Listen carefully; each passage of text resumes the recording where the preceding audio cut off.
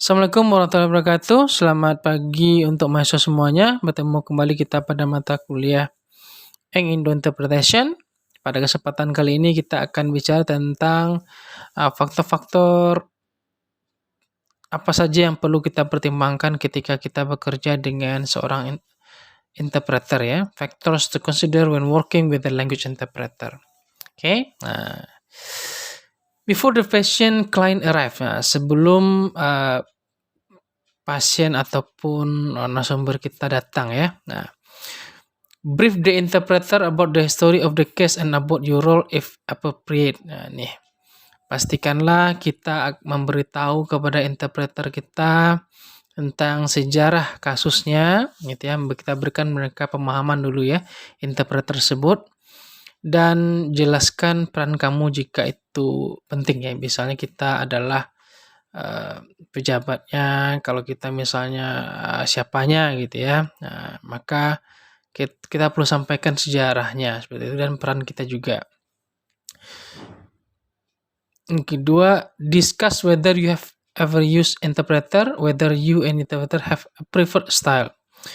Diskusikanlah apakah kita sudah pernah menggunakan atau ceritakan kita sudah pernah menggunakan jasa interpreter. Apakah kita memiliki gaya interpreter ataupun cenderung memilih gaya interpreter seperti apa? Kalau ada ya, oke, silahkan saja untuk itu. Maka kita sebagai pengguna jasa interpreter bisa menyampaikan ya kalau kita ingin gayanya seperti apa gitu ya. Oke. Discuss the reason for the particular interview. Sampaikanlah alasannya kenapa kita menggunakan interpreter gitu ya. Kenapa tentang narasumbernya itu perlu kita jelaskan ya. The interpreter can do a better job if they have an idea the overall aim of the session. Jadi interpreter itu akan tahu pekerjaannya atau mendapatkan gambaran umum dia jika dia tahu secara umum apa yang sedang terjadi. Ya, jadi kita sebagai penyewa atau pengguna jasa dari interpreter itu kita harus memberikan pemahaman kepada interpreter karena dia tidak tahu dengan apa yang dia kerjakan kan, yang dia tahu kan menerjemah saja ya. Oke. Next, talk to the interpreter about any cultural religious issues that may also be important. Jadi kita sampaikan kepada interpreter tentang budaya, agama, ataupun isu-isu yang akan saja atau dapat saja muncul dalam percakapan ya. Seperti itulah ya budaya dari narasumber kita kedua seperti itu. Jika kamu berencana untuk menggunakan assessment tool gitu ya, show them the interpreter brief session as the majority of tool have been developed for.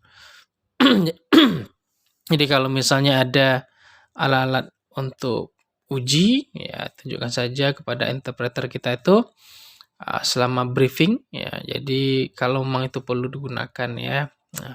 English speaker and some item may not be appropriate for client from other languages. The level difficulty task may change and affect the test result. Ya, kalau misalnya hati-hati juga nanti kalau kita menggunakan alat tes seperti itu ya, karena kadang-kadang tingkat kesulitan juga akan membuat seseorang tuh dia merasa minder atau serasa tidak layak gitu ya tentang hasilnya seperti itu. Jadi narasumber kita itu ya mungkin ada yang memerlukan tes seperti itu ya. Oke, tapi sebaiknya tidak ya. Oke. Karena narasumber itulah yang menggunakan jasa kita sebenarnya.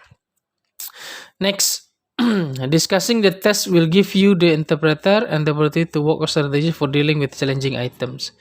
Jadi nanti kalau sudah selesai hasil tesnya, kita perlu menyampaikan kepada interpreter dan pihak terkait tentang hasilnya. Ya mungkin ya kalau hasilnya ya misalnya dari cara pengucapan jelas atau tidak gitu ya. Misalnya dari pengucapan gitu ya. Nah, ya kita atau alat kita yang bermasalah. Kalau kita menguji alat itu wajar-wajar saja ya. Oke.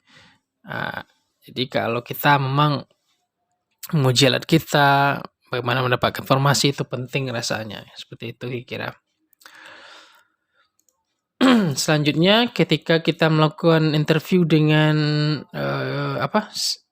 mulai acaranya, jadi kita introduce yourself, kasih interpreter memperkenalkan namanya gitu ya, memastikan, kliennya tahu tentang apa yang akan dikerjakannya, kayak seperti itulah ya. Jadi ingat bahwasanya interpreter itu harus memperkenalkan dirinya ya.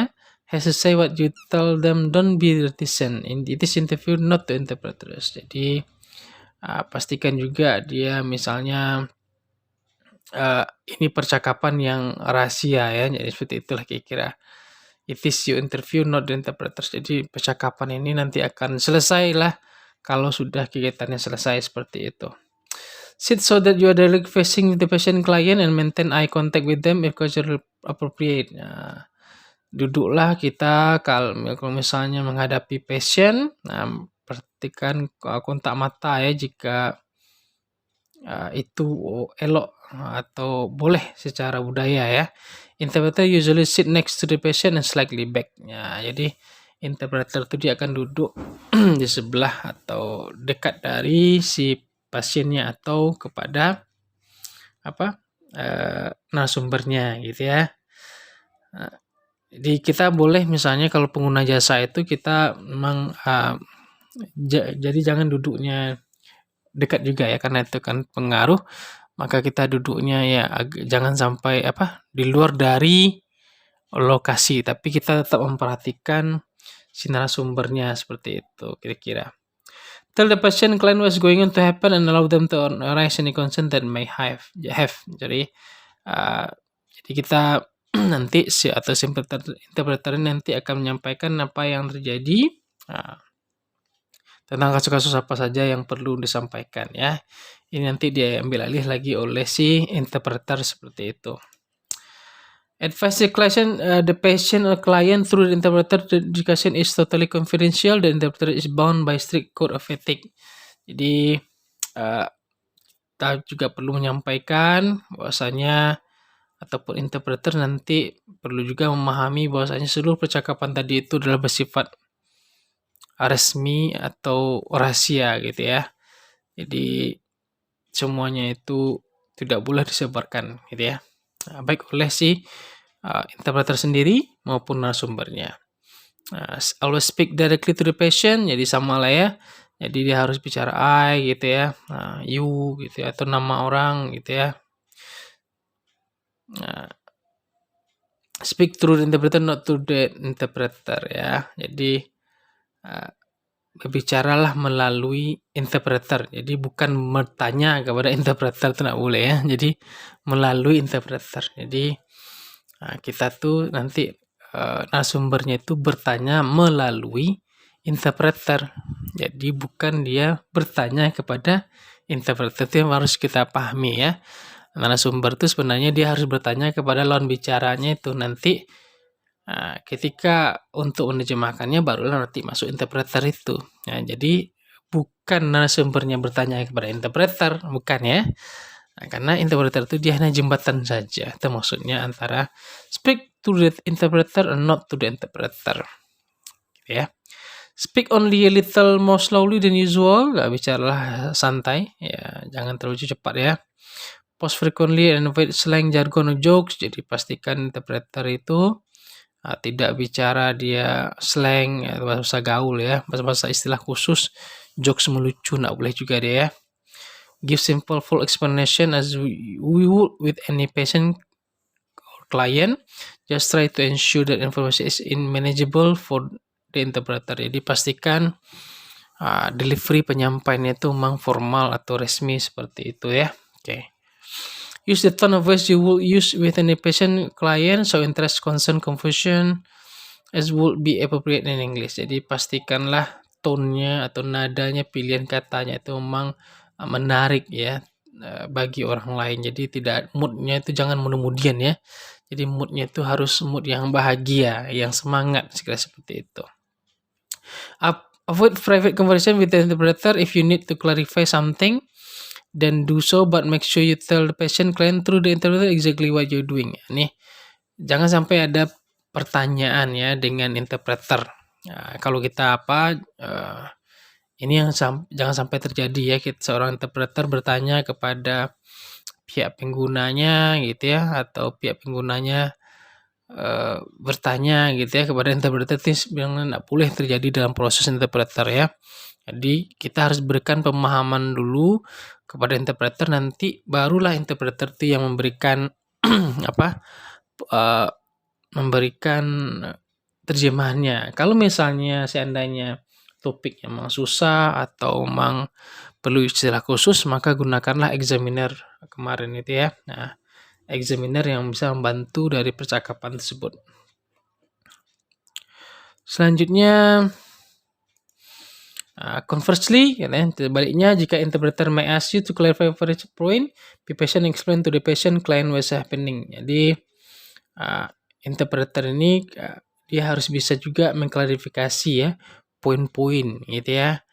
Sabar dan pastikanlah pasien kita itu tahu apa terjadi. Ini penting ya. Jadi si interpreter itu memang dia harus sabar dalam berkomunikasi antara dua narasumber ini ya. Kadang-kadang bisa saja mereka lagi emosian gitu ya. Mudah-mudahan tidak ada permasalahan selama proses interpreting ya. Oke. Remember, sometimes there's no direct translation, so interpreter need more time to explain concept which not familiar to the patient. This can be useful as long as the interpreter keeps you informed at each step. Nah, nih. Jadi kadang-kadang memang setiap kalimat atau frase itu memang ada terjemahannya. Tapi kadang-kadang kita menerjemahkan itu atau interpreter menerjemahkan itu bisa kadang-kadang melalui definisi, melalui konsep, kadang-kadang dia memberikan contoh gitu ya. Jadi ini harus kita pahami dan juga klien itu juga harus kita berikan pemahaman ya. Atau narasumber itu perlu juga kita berikan pemahaman ya. Kadang-kadang narasumber itu mereka kan seenak mereka saja berbicara gitu ya. Kadang-kadang mereka juga apa yang ingin mereka sampaikan saja ya tanpa memikirkan bagaimana orang untuk menerjemahkannya ya. Jadi kadang-kadang ada yang pas terjemahannya, kadang-kadang ada yang tidak. Jadi dengan tidak ini mungkin nanti interpreter itu bisa saja nanti dia akan memberikan terjemahan melalui contoh, definisi gitu ya. Jadi itu yang agak susahnya kalau kita interpreter seperti itu ya. If it appears to you that the interpreter is taking over, stop the session, quietly remind them that you are conducting the session. Nah, nih kalau seandainya interpreternya mungkin sudah pusing gitu ya, ya atau misalnya terlalu mendominasi atau sebagainya, mungkin dia sudah loss of contact, maksudnya agak bingung dia, nah maka nanti kita perlu ambil alih sebagai pihak pengguna jasa ya, kita perlu stopkan seperti itu kasusnya, karena mungkin terjemahan dia sudah mulai agak bermasalah gitu ya, maka kita sebagai pengguna jasa kita harus paham juga ya untuk itu, dan pastikanlah hal ini jangan sampai terjadi ya. Jadi seorang interpreter itu di stop atau diberhentikan dalam prosesnya karena dia sudah mulai mungkin tidak tahan atau terlihat panik atau dia pusing atau sudah mulai kacau dalam proses pekerjaannya ya. Oke. Think carefully about whether your patient relative should be present. In some cases, it's better to ask family member to wait outside while you speak with the patient client. Ini misalnya. That will become impossible if you allow several people to talk at once and you may need to intervene to control the session. Nih. Jadi bagi narasumber nanti itu kita pastikan bahwasanya keluarganya gitu ya, ataupun orang-orang yang memang tidak terkait dengan percakapan seperti itu, maka kita minta dia harus berada di luar dari interpreting proses. Jadi di luar kegiatan interpretasi seperti itu. Mereka tidak boleh berada dalam satu tempat di mana kita melakukan proses interpretasi. Jadi interpretasi itu hanya memang narasumber berdua, kita gitu ya, dan juga nanti kalau perlu memang ada examiner, ya silakan examiner, dan kita sebagai penyewanya atau pengguna jasa kita perlu melihat ya, perlu melihat, keadaan seperti itu. Itulah protokolnya gitu ya. Nah, jadi memang kita memastikan sebagai penyewa atau pengguna jasa interpreter ini kita memastikan bahwasanya interpreter itu memang terlindungi dia. Jadi dia tidak boleh diganggu dari pihak manapun gitu ya. Nah, jadi kita pastikan bahwasanya keluarganya atau apapun sebagainya itu kita pastikan, eee, tidak mengganggu dari proses interpretasi dari seorang interpreter seperti itu. Oke, mmm, yang terakhir, jadi setelah nanti kita selesai dengan wawancara, pastikan nanti misalnya, following some interview, you may debrief interpreter if required. Kalau misalnya memang, mereka ada yang ingin unek-unek disampaikan gitu ya. It provides the interpreter with an opportunity to vent feelings. Jadi kadang-kadang ada juga narasumber itu ataupun ya kadang-kadang mereka ingin melampiaskan, perasaan mereka, kesal mereka, wajar lah ya setelah diskusi acara mereka ingin rileks, santai seperti itu atau juga menghilangkan stres mereka, gitu ya.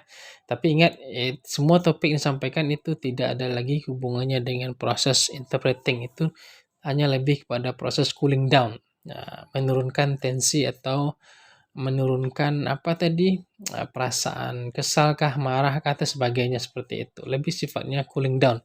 Itu tidak berhubungan dengan topik yang disampaikan ya. It provided an opportunity to clarify question arising interview regarding language presentation, culture, religious issues matter relating to standard assessment, ini sebagainya. Jadi, um, hal-hal yang terkait kepada misalnya atau topik yang ingin mereka bicarakan ya, misal budaya kah, seperti itulah. Jadi, ini lebih kepada proses, cooling down saja ya. Jadi tidak ada hal-hal yang begitu apa, resmi atau formal untuk dibicarakan. Jadi, misalnya kalau nanti dia bertanya tentang ya narasumber kita itu bicara tentang ya kalau ada narasumber yang dari luar negeri gitu ya, mereka bertanya tentang ya tentang jalan-jalan gitu ya, atau mereka tentang kuliner gitu boleh-boleh saja. Tapi perlu kita ingat, perlu kita sampaikan kepada narasumber kita ketika kita selesai, interview, pastikan semuanya sudah selesai. Jadi antara narasumber itu tidak ada perasaan saling apa, saling marah ataupun saling apa, mereka takut rahasia mereka terbongkar, tidak ya. Kita sebagai seorang interpreter itu perlu menyampaikan bahwasanya, hasil dari percakapan itu akan selalu dijaga ya, dan selesai ketika ada proses interpreting. Setelah interpreting, walaupun ada diskusi bicara seperti itu tidak lebih dari proses cooling down saja dari sebuah proses interpretasi. Oke, kira-kira itu topik kita untuk hari ini tentang factors considered when working with a language interpreter. Jadi bagaimana atau faktor-faktor apa saja yang perlu dipertimbangkan jika kita menggunakan atau menyewa atau menggunakan jasa seorang interpreter ya. Jadi kita sebagai pihak yang mengundang itu kita juga wajib mengontrol atau melindungi dari diri mereka ya. Kita melindungi diri mereka, interpreter tersebut kita lindungi narasumber kita juga pastikan semuanya berjalan lancar dan mereka mengikuti protokol yang harus mereka lewati. Baik itu apakah nanti interpreter protokolnya dan juga kalau mereka menggunakan examiner protokol ya silakan saja. Jadi semuanya harus berjalan sesuai dengan aturan interpretasi seperti itu. Oke, see you. Assalamualaikum warahmatullahi wabarakatuh.